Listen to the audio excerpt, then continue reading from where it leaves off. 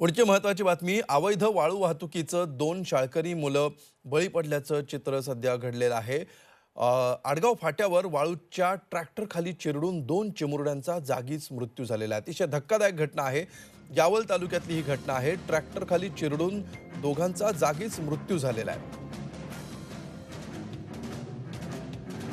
यावल तालुक्यातल्या आडगाव फाट्यावर ही घटना घडलेली आहे.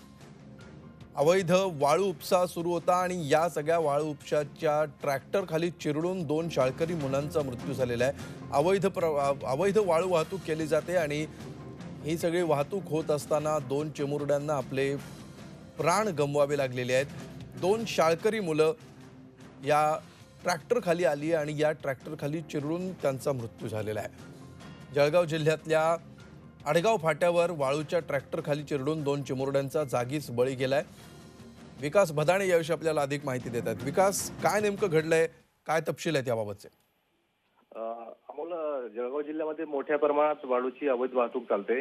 अनेक ज्या लहान मोठ्या नद्या आहेत त्याच्यामध्ये ही वाहतूक चालते. वाळू उपशार खरं तर बंदी आहे. आज सकाळी ही जी घटना आहे की मनुदेवी कासारखेडा जो हायवे आहे, अंकलेश्वर बरानपूर हायवे, त्या ठिकाणी मुलं ही उभी होती त्या फाट्यावरती शाळेत जात असताना.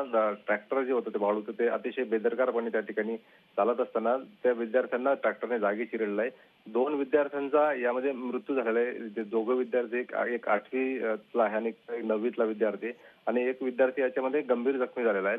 आणि ही घटना अतिशय विदारक पद्धतीने त्या ठिकाणी घडलेली आहे. आणि ही घटना घडल्यानंतर त्या ठिकाणी बस स्थानकावरती जो काही ग्रामस्थ जमले होते त्यांनी तातडीने ते ट्रॅक्टर त्या ठिकाणी अडवलं. त्या ठिकाणी तो ड्रायव्हरने पळ काढलाय.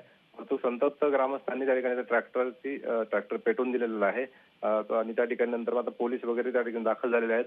गुन्हा दाखल करण्याचं काम सुरू आहे. परंतु अशा पद्धतीने जळगाव जिल्ह्यामध्ये वारंवार अशा घटना घडत असतात. अनेकदा गिरणा नदीमध्ये सुद्धा गुराखी असेल किंवा कोणी शेतकरी असेल, चिरडण्याचं त्या ठिकाणी डंपर असेल किंवा ट्रॅक्टर असेल, अनेकदा अशा घटना घडलेल्या आहेत. परंतु महसूल प्रशासन या ठिकाणी कोणतीही कारवाई करताना दिसत नाही. रात्रंदिवस वाळूचा उपसा चालतो.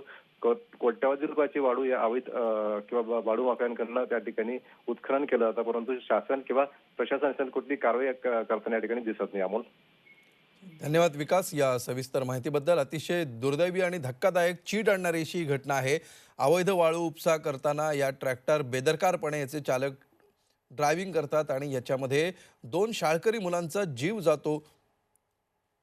अत्यंत संताप आणणारी अशी ही घटना जळगाव जिल्ह्यात घडली आहे.